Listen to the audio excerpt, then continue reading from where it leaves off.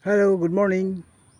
Ito yung lupa, maliit lang, na namana namin sa aming mga magulang na pinamana ng aming lulo at saka lula.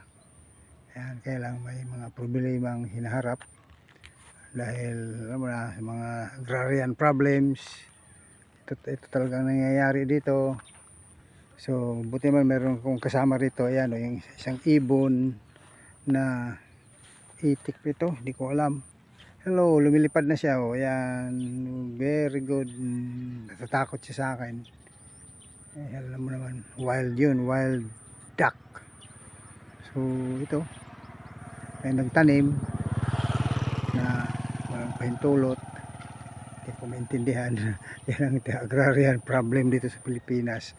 Walang katapusan, kaya mahal ang bigas.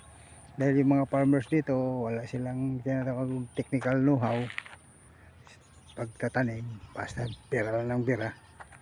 Pero whatever, ito ayusin ko yung mga boundary dito dahil malaking problem ang boundary.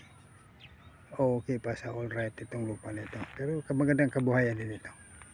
At least this land is mine.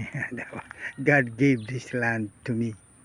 Ayusin ko pa ito sa barangay, tapos na kami sa agrarian problem. Thank you, Babu.